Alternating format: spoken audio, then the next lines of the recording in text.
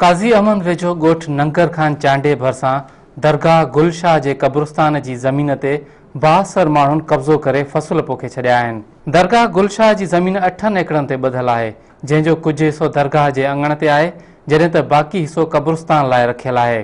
पर कुझु 72 धुरियुनि क़ब्रिस्तान वारी ज़मीन ते कब्ज़ो करे वरितो आहे ऐं उन ते फ़सुल पोखियो वियो आहे। इहा 8 एकड़ ज़मीन हुकूमत तरफ़ां क़ब्रिस्तान लाइ अलाट थियल आहे।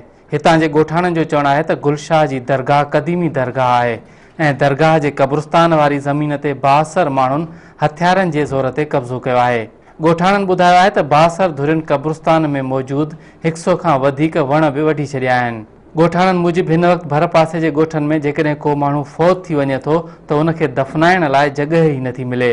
दरगाह जे मजावर वज़ीर अली आराई जो चवणु आहे त खेसि क़त्ल करण जूं धमकियूं बि मिली रहियूं आहिनि। शुरू खां अॼु खां 40 साल थी विया आहिनि असांखे इन जाइ ते वेठे। ही गवर्नमेंट जी शइ आहे ऐं गवर्नमेंट जे कब्ज़े में अचणु खपे ऐं असांखे ही क़ब्रुनि लाइ जाइ आहे। ऐं हिन वक़्तु हिन में तव्हां मौजूदा ॾिठी आहे त हिन में टोटल आबादी थी वई आहे ऐं मुक़ाम में क़ब्रुनि लाइ का शइ का जाइ न छॾी। हिन वक़्तु फ़सुल टोटल अलॻि थो खणे पियो ऐं इन मां तक़रीबन 400-500 वण खपाए चुको आहे पठाणनि खे।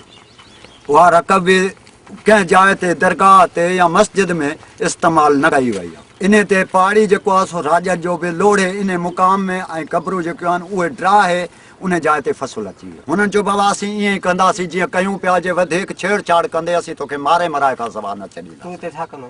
मां साईं हिते बनी पंहिंजी आहे जेकी कंदो आहियां ऐं इन जाइ ते इहो फ़ैसिलो अॻु में चङनि कयो त मूं चयो त इन जो पाणी मां वणनि में मां थो वहां उन हूंदे बि हिननि चयो मां गुलशाह जो मुज़ावर आहियां। माना बिना अलाउंस मां इन जाइ ते बुहारा पिया ॾिना आहिनि, इन्हनि जूं मटियूं पाणी मूं पियो भरियो। हाणे मुंहिंजो मुतालबो इहो ई आहे त असांखे ही गुलशाह महिरबानी करे हुकूमत आज़ादु कराए ॾिए ऐं आज़ादु रहे, उन में फ़सुल न अचे। न जाइज़ी कयो कब्ज़ो कयो वेठो आहे, पाणी दौर ते वही वेठो आहे, बसि हिन ग़रीबनि सां सभिनी सां ज़ुल्म आहे। ॿियो छा हिते मुक़ाम में पूरण कोन थो ॾिए। ॻोठाणनि MNA फरियाल टालपुर, शहीद बेनज़ीराबाद जे DCO ऐं वस वारनि खां मुतालबो कयो आहे त दरगाह गुलशाह जे क़ब्रिस्तान वारी ज़मीन तां कब्ज़ो ख़तमु करायो वञे।